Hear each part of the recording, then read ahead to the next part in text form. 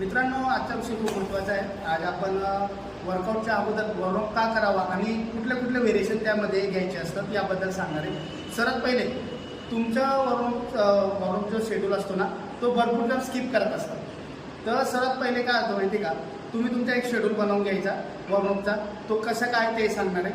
त्यानंतर वर्कआउट तुम्ही एक मॉर्निंगला करता इव्हिनिंगला करता। सर्वात पहिले मॉर्निंगला जे येतात ना, त्यांची रात्रभर बॉडी ही स्टेबल असते, कुठल्याही प्रकारची मूवमेंट होत नाही, थोड्याफार प्रकारची मूवमेंट होते, त्यामुळे बॉडी ही आखडलेली असते। त्यासाठी वॉर्मअप करणं खूप गरजेचं आहे। आणि इव्हिनिंगला जे येतात ना, त्यांची बॉडी दिवसभर खूप प्रमाणात फिरलेली असते, तर तिला बी स्टेबल करण्यासाठी वॉर्मअप करणं खूप गरजेचं आहे। आता वॉर्मअपचे व्हेरिएशन कुठले कुठले, सर्वात पहिले तुम्ही दिवसभरामध्ये वेगवेगळ्या प्रकारचे मूवमेंट करत असतात। त्यानंतर आपले मंडे टू सॅटर्डेपर्यंत वेगवेगळे मसलचे व्हेरिएशन तुम्ही यूज करतात वर्कआउटसाठी।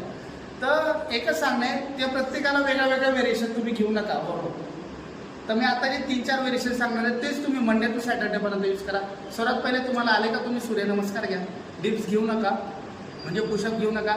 त्यानंतर तुम्हाला एक वेस्ट रोटेशन आहे, वेस्ट रोटेशन, नंतर शोल्डर रोटेशन, नंतर अँकल रोटेशन आणि रिस्ट रोटेशन, हे 4-5 प्रकारचे व्हेरिएशन तुम्ही घ्या डेली मंडे टू सॅटर्डेपर्यंत। याने तुमची बॉडी ही पूर्णतः मोकळी होईल, कुठल्याही प्रकारचा क्रॅम्प येणार नाही। सर्वांना जी समस्या जाणवते वर्कआउट करताना क्रॅम्प येणं, क्रॅम्प म्हणजे कुठल्याही मसलचा वर्कआउट करताना तेव्हा एक गोळा जमून जात असतो, तो रिलॅक्स करण्यासाठी तुम्हाला वॉर्मअप करणं खूप गरजेचं असतं। म्हणून या प्रकारचे तुम्ही व्हेरिएशन घ्या, तुम्हाला कुठल्याही प्रकारचा क्रॅम्प येणार नाही। जय श्रीराम।